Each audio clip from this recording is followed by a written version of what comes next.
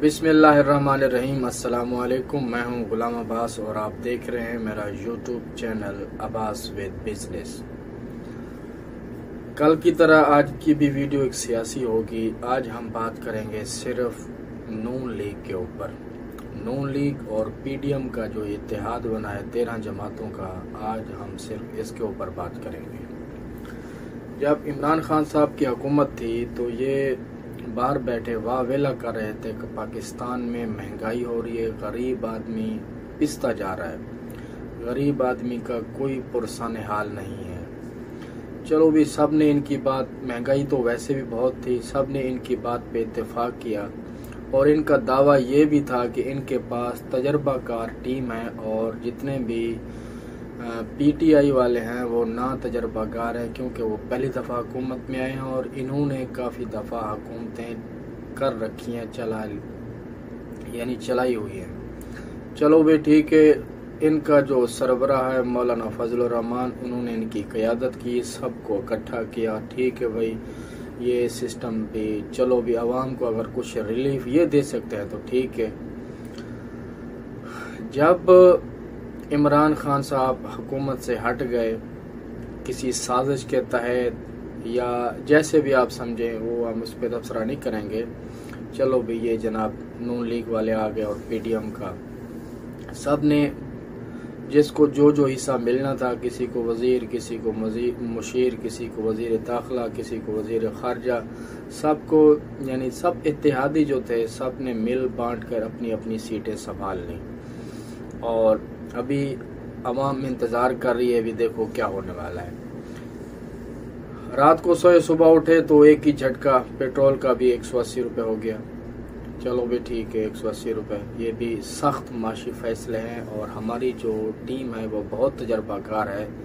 तजर्बे की बुनियाद के ऊपर इमरान खान ने जो तेल की कीमत है उसको कंट्रोल किया हुआ था, जैसे डॉलर को मसनूई तौर पर कंट्रोल किया जाता है, तो इनका ये दावा था कि इसने ऐसा किया हुआ है और कुछ आईएमएफ से गलत मुआहदे किए हुए हैं, जिसकी वजह से हमें ये अभी सख्त फैसले करने पड़ेंगे। ठीक है भाई। इसके बाद कुछ अरसा क्या, कुछ दिन गुजरने के बाद 30 रुपये फिर बढ़ा दिए, 210 हो गए, 30 रुपये फिर बढ़ा दिए, अभी 234 रुपये लीटर रहेगा पेट्रोल हो गया। हम ये समझते हैं कि सिर्फ जब बात हो जाती है पेट्रोल की, जब पेट्रोल बढ़ता है तो पूरे पाकिस्तान में महंगाई का एक तूफान आ जाता है, क्योंकि जो भी चीज़ें मार्केट में आती हैं लेने, यानी गोदाम से लेके आना, फैक्ट्री से लेके आना, मार्केट में आके पीछे सारी गाड़ियों पे होती है, डीजल पे, पेट्रोल पे गाड़ियाँ चलती हैं। ठीक है, तो इस वजह से ज़रूरी नहीं सिर्फ पेट्रोल बढ़ता है, हर चीज़ बढ़ जाती है। ठीक है भाई। फिर वज़ीर आज़म शहबाज शरीफ ने ये प्रेस कॉन्फ्रेंस की, आवाम से गुफ्तगू की। चलो भाई ठीक है, देखते हैं भाई ये जो कुछ ज़रूरी फैसला है इसके ऊपर भी नज़र डाल देते हैं भाई। फिर वही बात, एक दूसरे पे इल्ज़ाम तराशी पे, पिछली हुकूमत ने ये किया, उसकी वजह से हम जो है ना सख्त फैसले कर रहे हैं। ठीक है भाई, सख्त फैसले ये आप कब तक करेंगे? ये सख्त फैसले आप अपने ऊपर क्यों नहीं लागू करते?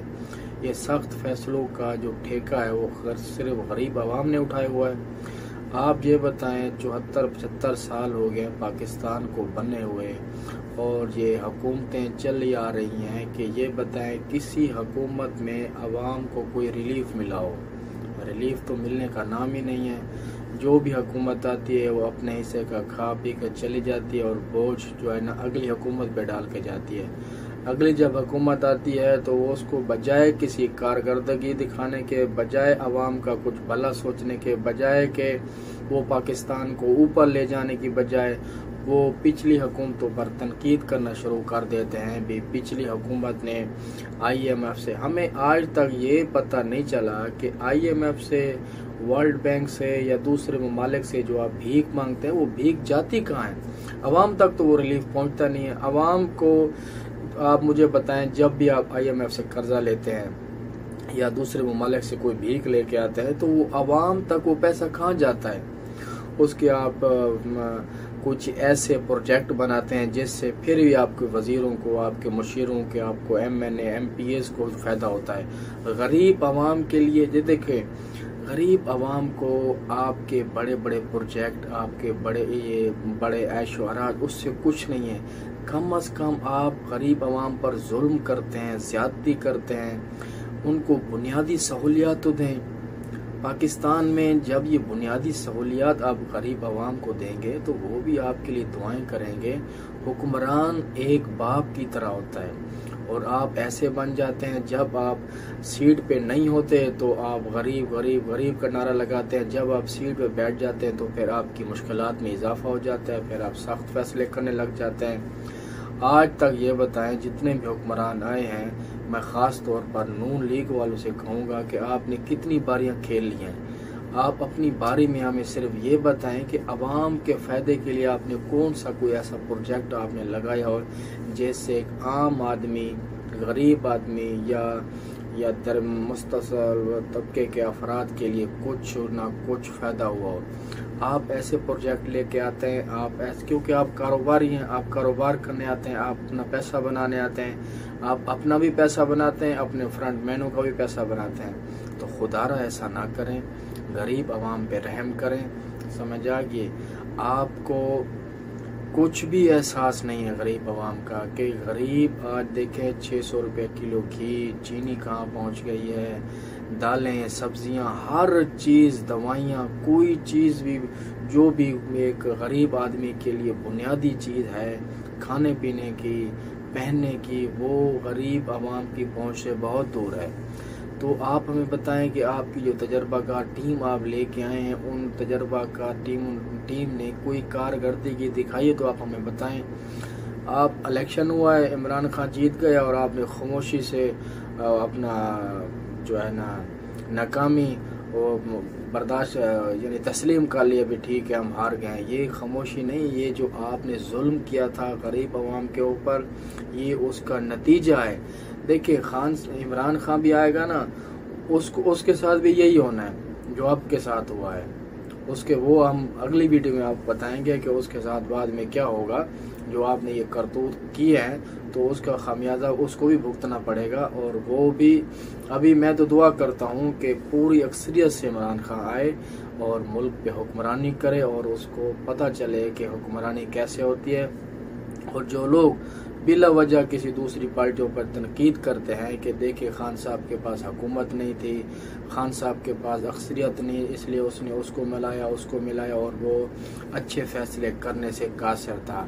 जब वो 2/3 अक्सरियत में आएगा तो वो फिर अपने यानी आवाम के लिए, पाकिस्तान के लिए अच्छे फैसले कर। मैं तो यकीनन डेली अभी दुआ मांगता हूँ कि इमरान खान साहब की हुकूमत आए और वो देखते हैं, फिर यही मैदान है और घोड़ा है, सब आपके सामने होगा क्या होता है। तो फिलहाल हम बात सिर्फ जो कर रहे हैं वो नून लीग के ऊपर कर रहे हैं। आप इतने झूठे हैं, आपने झूठ इतना बोला है, इतना झूठ बोला है कि सुनने वाले ये अभी समझने लगे हैं कि ये सच बोल रहे हैं। आपकी मरियम बीबी की आपको पता है कि पिछली दफ़ा जब इंक्वायरी हो रही थी तो उससे पूछा गया था कि आपकी ये जायदादें जो लंदन में निकल आई हैं और ये इधर उधर जो आपकी जायदादें हैं, तो उसने ये एक बयान दिया था, मेरी लंदन में तो दूर पाकिस्तान में भी कोई जायदाद नहीं है। तो उसके बाद जब पनामा आया तो वो जायदादें ऐसी हैं कि अभी वो छुपने का नाम ही नहीं ले। वो इश्तिहारी, अभी हमें ये समझ नहीं आती, जब पाकिस्तान में कानून नाम की कोई चीज़ नहीं है, कानून आपकी रखेल है, आप जिस तरह चाहे कानून को इस्तेमाल कर सकते हैं कि एक इश्तिहारी मुजरिम आपका लीडर है और आपने निशान क्या रखा हुआ है, शेर का। शर्म आनी चाहिए। शेर को भी आपने बदनाम किया है। ठीक है, आपके ऊपर केस है, आप चोर है, वो तो आप सब किसी को पता है, आप चोर हैं, तो अब मुकाबला करें। एक आम चोर पकड़ा जाता है चोरी के केस में, वो उसको पेशी होती है, जेल होती है, सजा काटता है, लेकिन वो भागता, मुल्क छोड़कर नहीं भागता। ये चलो मकसद है वो कुछ छोटे चोर है, आपने बड़ी चोरियां की हैं तो भागना नहीं चाहिए था, आपको मैदान में खड़े होकर मुकाबला करना चाहिए।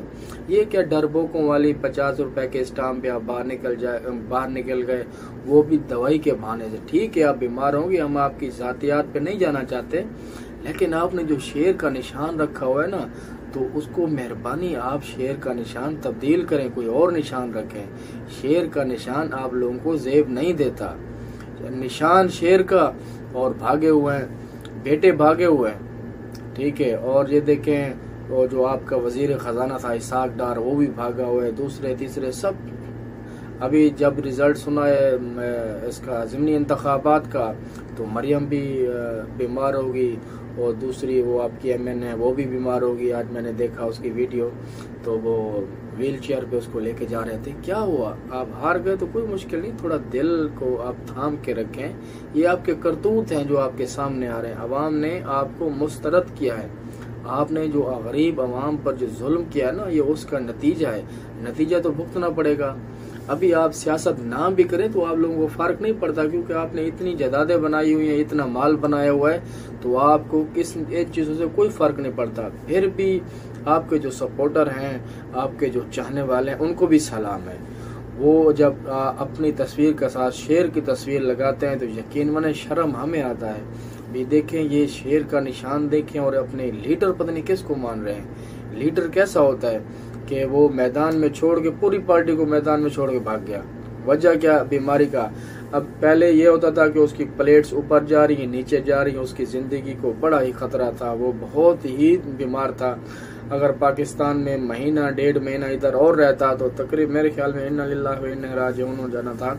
लेकिन चलो अल्हम्दुलिल्लाह, अल्लाह ताला ने उसकी जिंदगी रखी और किसी बहाने से वो निकल गया चकमा दे के। तो अभी तो अल्हम्दुलिल्लाह वो ठीक है, सैरें भी कर रहा है होटल पे, कभी वो कश्ती पे घूम रहा है नजम शेट्टी के साथ, कभी क्या कर रहा है। तो अभी उसको बहादुरी का मुजाहरा करना चाहिए। उधर बैठ के अपनी पार्टी को जो है ना हिदायत जारी करने से बेहतर है इधर आके अपनी पार्टी का भी सामना करे, और जो अपने पटवारी हैं उनका भी सामना करे, और पाकिस्तानी अवाम का भी सामना करे। और मेरा तो ख्याल ये है कि अभी पूरी नून लीग को तौबा करनी चाहिए, और जितना भी माल आप लोगों ने हराम का कमाया हुआ है वो सारा कौमी खजाने में जमा कर दें। देखो, आज नहीं तो कल आप लोगों को मरना है। देखो, आपका मकसद है, आपकी वालदा भी चली गई, आपका बाप भी चला गया, सब ने चला, बारी बारी हर किसी ने जाना है। तो आप, मेरे ख्याल में, मैं आपको एक मुसलमान भाई बरादराना एक मशवरा देता हूँ, जितना भी आपने हराम का माल कमाया हुआ है बराए मेहरबानी आप इसमें जमा करा दें। बाकी दूसरी बात यह है कि आपने जो मरियम को आगे किया वो तो झूठी औरत है। उसने अपने नाम की भी लाज नहीं रखी कि मरियम नाम की कितनी बड़ी इज्जत है, कितना बड़ा एहतराम है।